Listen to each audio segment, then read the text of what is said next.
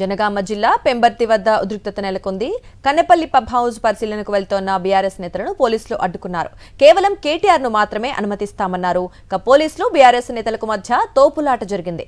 బారికేడ్లను నెట్టుకుంటూ వెళ్లేందుకు బీఆర్ఎస్ నేతలు యత్నించారు. పోలీసుల తీరుపై బీఆర్ఎస్ వర్కింగ్ ప్రెసిడెంట్ కేటీఆర్ తీవ్ర ఆగ్రహం వ్యక్తం చేశారు. సీఎం రేవంత్ రెడ్డి ఆదేశాలతోనే అడ్డుకుంటున్నారని మండిపడ్డారు. లక్షల క్యూసెక్కుల నీరు సముద్రంలోకి వృధాగా పోతుంటే పట్టదా అని నిలదీశారు.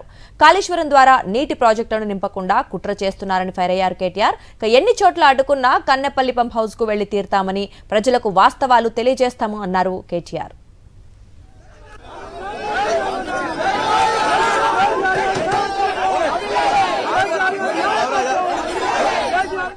పోలీసులు ఎన్ని చోట్ల అడ్డుకున్నా కన్నెపల్లి పంప్ హౌస్ కు వెళ్లి తీరుతామంటోన్న కేటీఆర్ తో మా ప్రతినిధి Dilip face to face.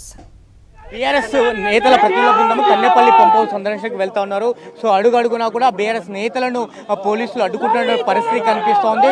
So మనతో పాటు బీఆర్ఎస్ వర్కింగ్ ప్రెసిడెంట్ కేటీఆర్ ఉన్నారు. సో మాట్లాడే ప్రయత్నం చేద్దాం. సో ఇవాళ మీరు కన్నెపల్లి రిజర్వ్ పంప్ హౌస్ ను ఎందుకు సందర్శిస్తున్నారు? సో ఈ సమయం కరెక్ట్ ఏంటంటారు? కాళేశ్వరం ప్రాజెక్టు యొక్క గొప్పతనం ఏంటంటే వర్షపాతం ఏ రకంగా పడ్డా సాధారణ వర్షపాతం ఉంటే మరి కాకతీయ కాలువ ద్వారా నేరుగా నీళ్ళు తీసుకోవచ్చు. అధిక వర్షపాతం ఉంటే ఫ్లడ్ ఫ్లో ద్వారా నీళ్ళు తీసుకోవచ్చు, వరద కాలువ ద్వారా తీసుకోవచ్చు. అసలు వర్షపాతమే లేకపోతే వర్షాభావ పరిస్థితులు ఉంటే కూడా కాళేశ్వరం పాయింట్ దగ్గర ఇవాళ మనకి కన్నెపల్లి పంప్ హౌస్ నుంచి సింపుల్గా నీళ్లు లిఫ్ట్ చేసుకోవచ్చు. అంటే 93.5 మీటర్ల మీదుగా గోదావరి కనుక ప్రవాహం ఉంటే అక్కడ కన్నెపల్లిలో మేడిగడ్డ బ్యారేజ్తో నిమిత్తం లేకుండా, మేడిగడ్డ బ్యారేజ్ గేట్లతో నిమిత్తం లేకుండా 2 పంపులు ఆన్ చేస్తే చాలు. ఇవాళ వారం రోజుల్లో మిడ్ మానేర్తో సహా మొత్తం సిస్టమ్ అంతా నింపొచ్చు. మిడ్ మానేర్ కానీ, లోవర్ మానేర్ కానీ, పైన రంగనాయక సాగర్ కానీ, మలక్పేట రిజర్వాయర్ కానీ, మల్లన్న సాగర్ కానీ, కొండపోచమ్మ కానీ, బస్వాపూర్ కానీ రిజర్వాయర్లని నింపొచ్చు. ఇవాళ ఉద్దేశపూర్వకంగా ఒక క్రిమినల్ నెగ్లిజెన్స్తో, ఉద్దేశపూర్వకమైన నిర్లక్ష్యంతో ఈ రాష్ట్ర ప్రభుత్వం రైతుల పంటలు ఎండబెట్టాలి, ఎల్ నీనో పేరుతో తప్పించుకోవాలి అనే ప్రయత్నం చేస్తూ ఉంది. కానీ వాళ్ళ కింద లక్షల క్యూసెక్కుల నీళ్లు జూన్ 1 నుంచి ఈ రోజు దాకా చూస్తే దాదాపు 19 టీఎంసీల నీళ్లు వృధాగా సముద్రంలోకి పోయినాయి. ఆ 1,00,000 క్యూసెక్కుల నీళ్లు ఇవాళ ప్రజలకు చూపెడదాం, రైతులకు చూపెడదాం. ఈ ప్రభుత్వం చేస్తున్న దుర్మార్గం మేడిగడ్డ బ్యారేజ్ను ముట్టకుండానే నీళ్లు ఇచ్చే అవకాశం ఉంది. అది చూపెడతామంటే ఉత్తమ్ కుమార్ రెడ్డి గారు బ్యారేజీలు నింపడానికి లేదు, నీళ్లు నిల్వ చేయమంటారు. నీళ్లు నిల్వ చేయమని మేము చెప్పడం లేదు. మేము చెబుతున్నదల్లా ఒకటే, నువ్వు పంప్ హౌస్ ఆన్ చేయి, పంపులు ఆన్ చేయి, ఆ నీళ్లు లిఫ్ట్ చేయి, రైతులకు నీళ్ళు అని చెప్తున్నాము. ఈ ప్రభుత్వం ఎంత తెలివి తక్కువ ప్రభుత్వం అంటే, ఇంత చక్కటి సిస్టమ్, కరువు పరిస్థితుల్లో కూడా కల్పతరువు లాంటి సిస్టమ్, దీన్ని వాడుకోవడానికి ప్రభుత్వానికి బేసిజమడ్డం వస్తుంది. ఎక్కడ కేసీఆర్ గారికి మంచి పేరు వస్తుందో, ఎక్కడ కాళేశ్వరం ఇన్ని రోజులు మేము చేసిన తప్పుడు ప్రచారం అంతా ఆ నీళ్ళలో కొట్టుకొని పోతుందో అని వాళ్ళ భయం.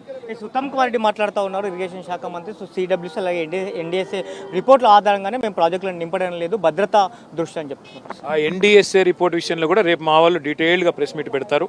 ఆ విషయంలో అన్ని వివరాలు చెప్తారు. ఇవాళ ఎన్డీఎస్ఏ రిపోర్ట్తో నిమిత్తం లేకుండా బ్యారేజీలు ముట్టకుండానే కన్నెపల్లి పంప్ హౌస్ దగ్గర నీళ్లు లిఫ్ట్ చేసే వెసులుబాటు ఉంది. అది మీకు చూపెట్టడానికే, మీకు రైతులకి, ఈ రాష్ట్ర ప్రజలకు చూపెట్టడానికే మేమందరం కూడా బయలుదేరిపోతూ ఉంటే ఎక్కడికక్కడ పోలీసులు పెట్టి అడ్డుకుంటా ఉన్నారు. నిజంగా మీరు తప్పు చేయకపోతే, అక్కడ నిజంగా నీళ్లు వృధాగా పోతున్న మాట వాస్తవం కాకపోతే ఎందుకు భయం? ఎందుకు ఇవాళ మీడియా ద్వారా రాష్ట్ర ప్రజలకు మేము చూపెట్టాలి ఈ నీళ్ళని చెప్పే ప్రయత్నాన్ని ఎందుకు అడ్డుకుంటా ఉన్నారు?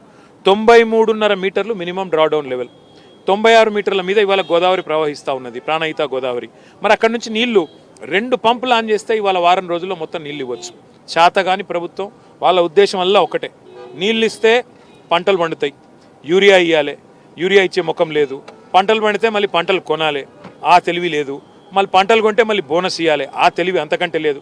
సప్పుడేక తప్పించుకుందాం, రైతులను మొత్తం నట్టేట ముంచుదాం, ఎల్ నీనో పేరుతో తప్పించుకుందామనే ప్రయత్నం రేవంత్ రెడ్డి చేస్తుంది. వాళ్ళ మమ్మల్ని ఎందుకు అడ్డుకుంటున్నారు నేను అడుగుతా ఉన్నా. మేము అక్కడికి పోకంటే ముందే మొత్తం మా వాహనాలు అడ్డుకొని పోలీసులను ఎక్కడికక్కడ పెట్టి ఇవాళ పట్టపగలు దోపిడీలు జరుగుతున్నాయి, పట్టపగలు కాల్పులు జరుగుతున్నాయి. పోలీసు వాళ్ళకి ఆ పని పెట్టరు. ఎంతసేపు బీఆర్ఎస్ వాళ్ళని అడ్డుకోండి, బీఆర్ఎస్ వాళ్ళని అరెస్ట్ చేయండి, వీళ్ళు అక్కడ దాకా పోతే మా బండారం బయటపడుతుంది, ఈ బాధ తప్ప ఒక్కటంటే ఒక్కటి కూడా రైతు విషయంలో కానీ రాష్ట్రం విషయంలో కానీ వీళ్ళకి శ్రద్ధ లేదు, ఆసక్తి లేదు. నోటులో దొరికినటువంటి దొంగ ఎవరైతే ఉన్నారో సో వారి మేరకే పోలీసులు అడుగడుగున అడ్డుకునే ప్రయత్నం చేస్తున్నారని చెప్తున్నారు. సో పోలీసులు అడుగడుగున అడ్డుకున్నా కూడా కన్నెపల్లి పంప్ హౌస్కు చేరుకుంటాము, సో వాస్తవాలు ప్రజలకు తెలియజేస్తామని చెప్తున్న పరిస్థితి కనిపిస్తుంది. వీడియో శ్రమిస్తూ కనిపిస్తున్న దిలీప్, సాక్ న్యూస్, జనగాం జిల్లా నుంచి. మరిన్ని అప్డేట్స్ కోసం ఛానల్ ను సబ్స్క్రైబ్ చేయండి. నోటిఫికేషన్స్ కోసం బెల్ ఐకాన్ పై క్లిక్ చేయండి.